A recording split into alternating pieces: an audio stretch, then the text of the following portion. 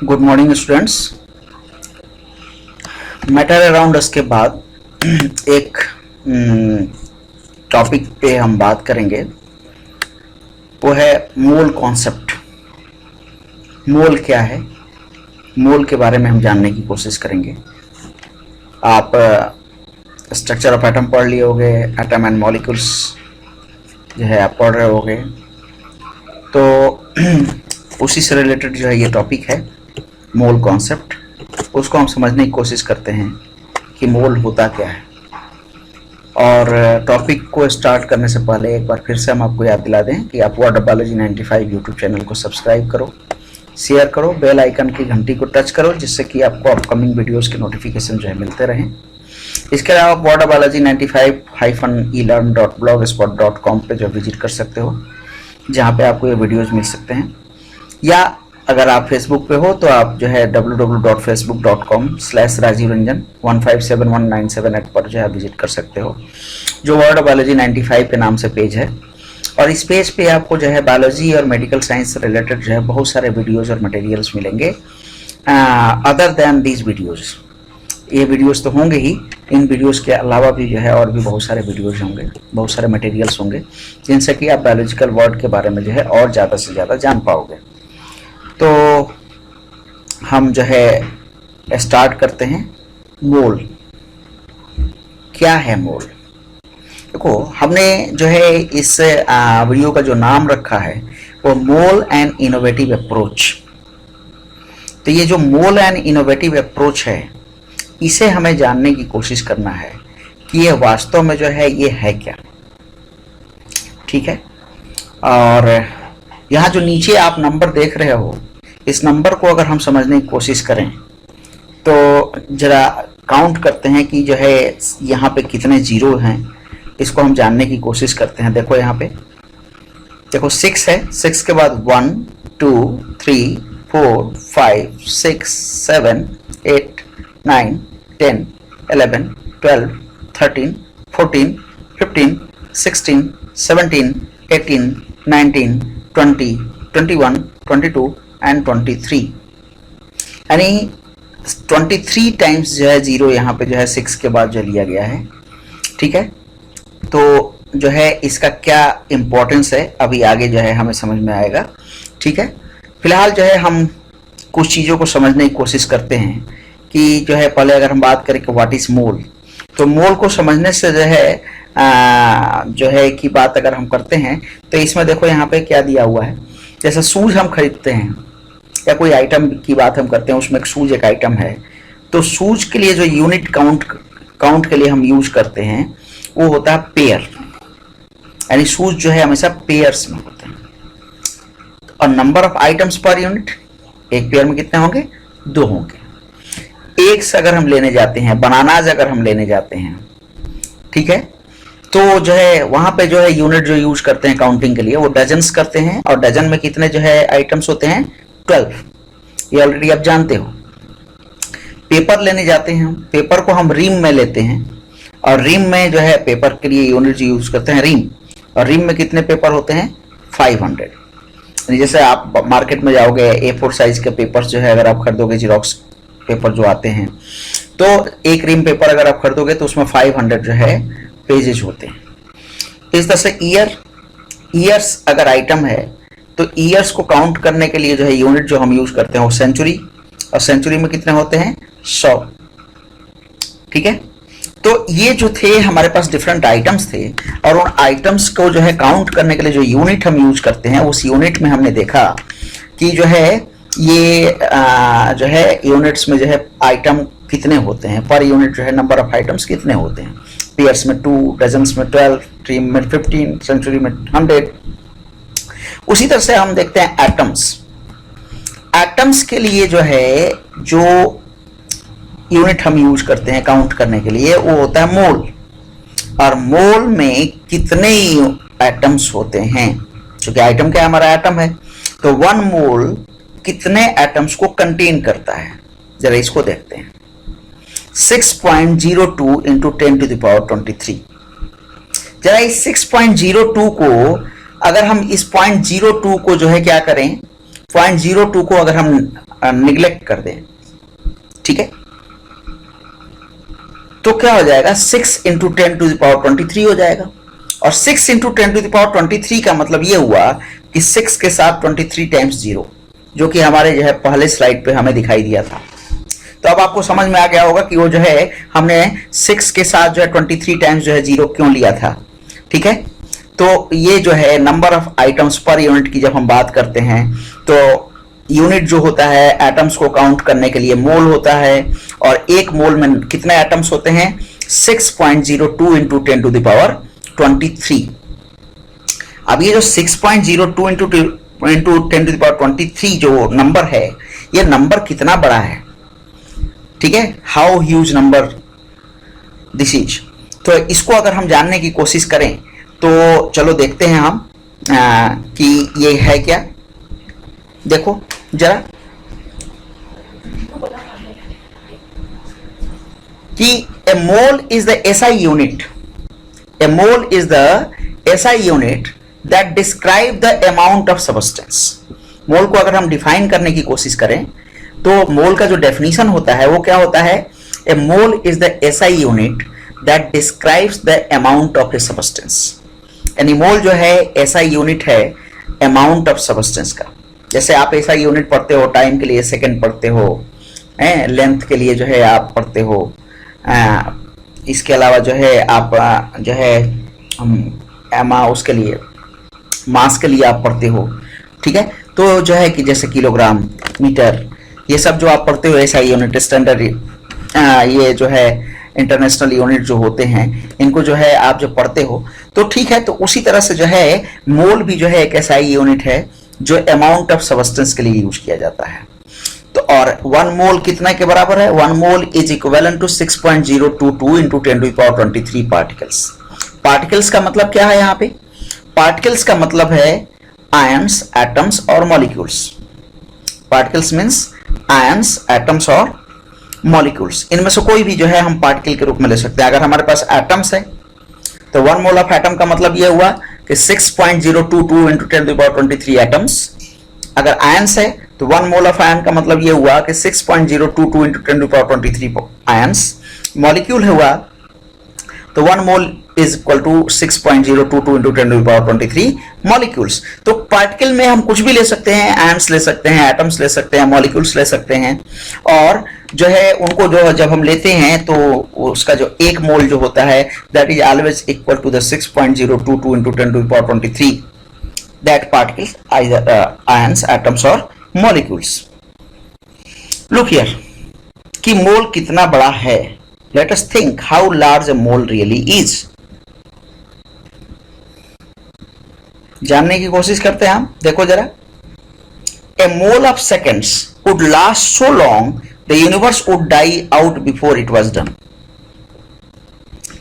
मतलब क्या हुआ, जरा इस मीनिंग को हम समझने की कोशिश करते हैं कि ए मोल ऑफ सेकेंड्स, अगर सेकेंड का मोल हम काउंट करें तो सेकेंड का मोल का मतलब यह हुआ कि 1 मोल ऑफ सेकेंड मीन्स क्या हो जाएगा, 1 मोल ऑफ सेकेंड मीन्स हो जाएगा जो है 6.022 into 10 to the power 23 seconds, that will be the 1 mole of second. तो 6.022 into 10 to the power 23 seconds को खत्म होने में जितना समय लगेगा उसके पहले ये यूनिवर्स जो है खत्म हो जाएगा। एक दूसरे एग्जांपल से समझो। Computers can count at the rate of over 800 million counts पर सेकेंड। कंप्यूटर की जो काउंटिंग होती है, काउंटिंग का जो रेट होता है वो 800 मिलियन काउंट्स जो है पर सेकेंड कर सकता है वो। और इस रेट से अगर कंप्यूटर काउंट करेगा तो 6.02 इंटू 10 टू द पावर 23 को काउंट करने के लिए उस कंप्यूटर को 25 मिलियन ईयर्स लगेंगे। मतलब समझ रहे हो आप, 800 मिलियन काउंट कर रहा है एक सेकंड में, तो 6.02 इंटू 10 टू पावर 23 को काउंट करने के लिए उसे कितना समय लगेगा, 25 मिलियन ईयर्स। एक अगले एग्जांपल से समझते हैं कि ये कितना बड़ा नंबर है। Assuming that each human being has 60 trillion body cells, ऐसा हम एज्यूम कर सकते हैं कि हर एक ह्यूमन बीइंग के बॉडी के अंदर 60 ट्रिलियन बॉडी सेल्स हैं। 60 ट्रिलियंस का मतलब ये होगा कि 6 इंटू 10 टू द पावर 13, और अर्थ का पॉपुलेशन जो है लगभग 6 बिलियन है। हालांकि ये ज्यादा है आज के समय में, लेकिन मान लो कि 6 बिलियन जो है अर्थ का पॉपुलेशन है, तो total number of living bodies, human body cells कितना हो जाएगा? दिस इंटू, ये इसको ऐसे समझते हैं हम तो आपको ज्यादा समझ में आ जाएगा। ये हम हाइलाइटर लेते हैं, तो जो है total number of living human body cells क्या हो जाएगा? This into this. इन दोनों को जब हम मल्टीप्लाई करेंगे तो 6 या 36, और 13 है 9 कितना हो जाएगा? 22। ठीक है, तो 36 इंटू 10 टू पावर 22 हो जाएगा। तो 36 को हम 3.6 अगर लिखेंगे तो this 22 will be converted into 23। ये सिंपल मैथमेटिक्स है। ठीक है, तो इन दोनों को मल्टीप्लाई कर दिया हमने, तो 3.6 इंटू 10 टू पावर 23 और a little over half of a mole. और ये जो है इस मोल का लगभग हाफ है। देखो यहां पे लगभग 6.022 इंटू 10 टू पावर 23 है। तो अगर इसका हाफ करें हम, ठीक है, तो अगर हम इसका हाफ करते हैं, ठीक है, तो उस केस में क्या होगा? ये लगभग आएगा 3.011 इंटू 10 टू पावर 23, और ये कितना आ रहा है? 3.6 इंटू 10 टू पावर 23। तो लगभग हाफ हुआ, हाफ से थोड़ा ज्यादा। तो इससे अंदाजा लगा सकते हो कि इतना होने के बावजूद भी, यानी total number of living cells, human body cells को भी अगर हम काउंट करते हैं प्रेजेंट इन द वर्ल्ड, वो भी जो है 1 मोल से क्या है? कम है, आधे के बराबर। इससे अंदाजा लगा सकते हो कि 1 मोल में जो नंबर है, जो संख्या है, जो है वो कितनी बड़ी संख्या है, कितना ह्यूज अमाउंट है। Assuming population of entire world to be 6 billion, 6 billion है, और a mole is about 10 to the power 14 times the population of the entire world. यानी ये जो 6 बिलियन है, इसमें अगर हम 10 to the power 14 times multiply कर दें तो उसके बाद जो पॉपुलेशन आएगा उसके बराबर जो है हमारा 1 मोल होगा। जरा एक और जो है एग्जांपल देखते हैं। ये मार्बल्स दिखाई दे रहे हैं अलग अलग। 1 mole of marbles would cover the entire earth, जिसमें ओशन भी इंक्लूड है। कितनी बार? For a depth of 3 miles. एक बार केवल बिछा देने से जो है जितना होगा वो 1 मोल की इक्विवेलेंट नहीं होगा। पूरे अर्थ के ऊपर एक बार हमने बिछा दिया मार्बल्स को, उसके बाद फिर दोबारा बिठाया, तिबारा बिठाया, इस तरह से जो है 3 माइल्स डेप्थ तक अगर हम बिठा दें तो 1 मोल के इक्विवेलेंट होगा।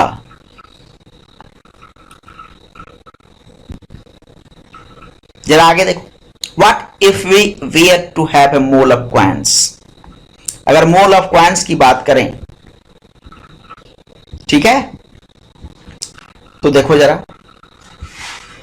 If you have a mole of coins and divide them equally among the 6 billion people on earth, how much money would each person receive?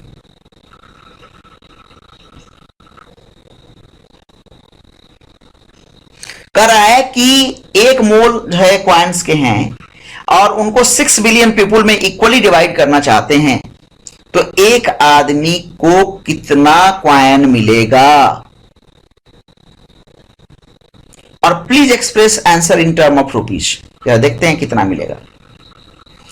एक आदमी को मिलेगा 100 खरब रुपए। 100 खरब रुपए। 100 खरब का मतलब क्या हो गया? देखो यहां पे कि देखो यहां 2 3 5 3 8 3 9 11 11 3 14, यानी 1 into 10 to power 14, 1 into 10 to power 14 रुपए एक आदमी को मिलेगा अगर जो है हमारे पास 1 मोल ऑफ क्वांट्स हो और टोटल जो है 6 बिलियन लोगों में जो है इसे इक्वली डिवाइड कर दिया जाए। तो if you spend 1 million rupees a day, अगर तुम्हारे पास जो है पैसे हैं इतने ज्यादा कि 1 मिलियन जो है रुपीस को रोज खर्च करो, 1 मिलियन यानी 10 लाख रुपए, 10 लाख रुपए रोज अगर हम खर्च करते हैं तो कितने दिनों तक जो है हम उसे खर्च कर सकते हैं 1 मोल को। देखो जरा ये कितना हुआ, 1 2 3 4 5 6 7 8 10 टू द पावर 8 डेज, जो कि लगभग इक्विवेलेंट होता है 30, यहां कितना है 3 लाख ईयर्स के, 3 लाख ईयर्स के इक्विवेलेंट होता है। तो 3 लाख सालों तक जो है हम खर्च करते रहेंगे अगर 1 मिलियन रुपीस रोज, तब जाकर के 1 मोल ऑफ रुपीज जो है खर्च हो पाएगा। अंदाजा लगाओ कि मोल कितना बड़ा संख्या है, द नंबर कितना बड़ा संख्या है जो कि मोल के लिए हम यूज कर रहे हैं। ठीक है, आगे देखते हैं। If 1 mole of pennies were divided up among the earth population, each person would receive 1 into 10 to the power 14 pennies। ये वही चीज हुआ जो पीछे अभी हमने बताया। ठीक है, और अगर पूरे अर्थ पे जो है इन क्वाइंस को हम बिछा दें तो अर्थ सरफेस से ये 400 मीटर ऊंचा जो है ये जो है लेयर बनेगा क्वाइन का, एक के ऊपर एक, एक के ऊपर एक, एक के ऊपर एक, पूरे अर्थ सरफेस में।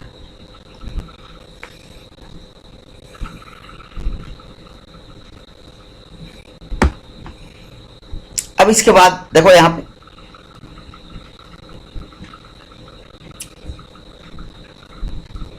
ये कैलकुलेट करके दिखाया गया है कि कितना जो है क्वाइंस में उसकी जो है टोटल जो है डेप्थ जो है या टोटल हाइट कितनी जाएगी, उतना जो है डेप्थ में अभी हमें जाने की जरूरत नहीं है। एक और चीज जान लेते हैं जरा, how many light years is this. Light year कितना होगा 1 मोल में? लाइट ईयर क्या होता है, 1 सेकंड में जो है 3 into 10 to the power 8 metre जो है लाइट जो है ट्रेवल करता है। और 1 लाइट ईयर क्या है? 1 light year is the distance that is travel by the light in 1 year. और ये एक बहुत बड़ी संख्या होती है, और ये होती है 9.46 into 10 to the power 15 metre. ठीक है, तो 1 लाइट ईयर है ये। और अगर 1 मोल को जो है लाइट ईयर में कन्वर्ट करें तो that will be equivalent to the 8.5 into 10 to the power 4 light year.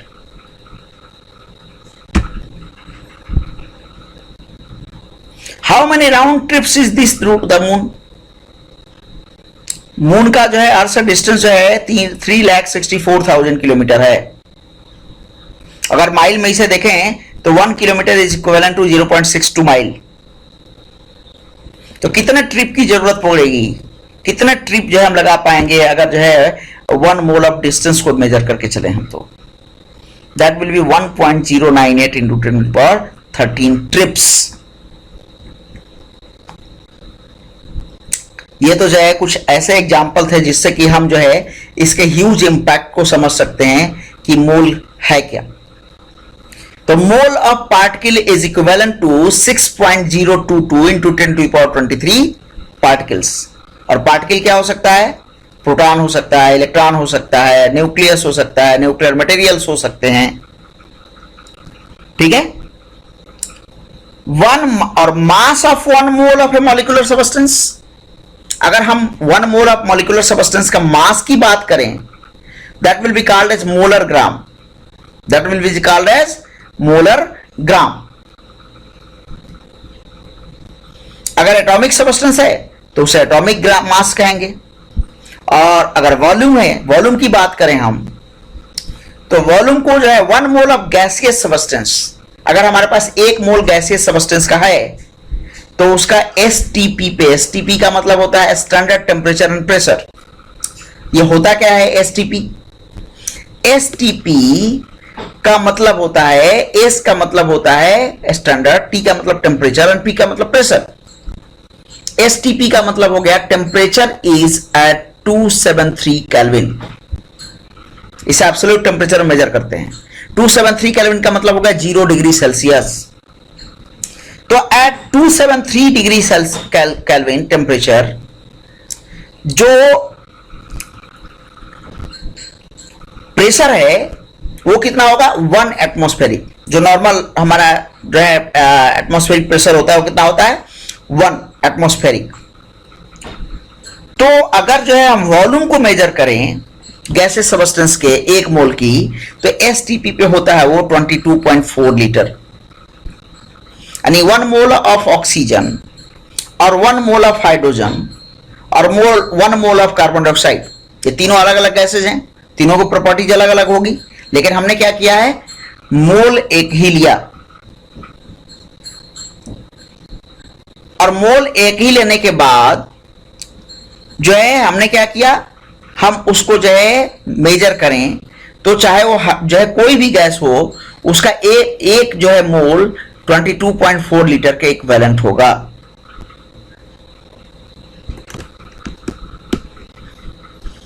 Road map for मोल देखो जरा, नंबर ऑफ पार्टिकल्स जैसे divided by Na multiplied by Na। तो अगर जो है नंबर ऑफ पार्टिकल्स में जो है हम क्या करें, हम डिवाइड कर दें Na से तो जो है मोल मिल जाएगा, ठीक है। और मोल में नंबर ऑफ पार्टिकल्स को जो है क्या करें, जो है मिलने के लिए मल्टीप्लाइड बाई Na से मल्टीप्लाई कर देंगे तो नंबर ऑफ पार्टिकल्स मिल जाएगा। ठीक उसी तरह से यहां पर भी दिया हुआ है कि मास ऑफ सब्सटेंस को जो है हम क्या करें डिवाइड कर दें अगर जो है मोल, तो जो है हमें क्या मिलेगा मोल मिलेगा। तो मल्टीप्लाइड बाई मोलर मास क्या मिला मोलर मास, और डिवाइडेड बाई मोलर मास हमें मिला, और मोल जो है वो उसका वॉल्यूम चाहे कोई भी जो है गैस हो उसका वॉल्यूम जो होगा एसटीपी पे वो हमेशा 22.4 लीटर ही होगा।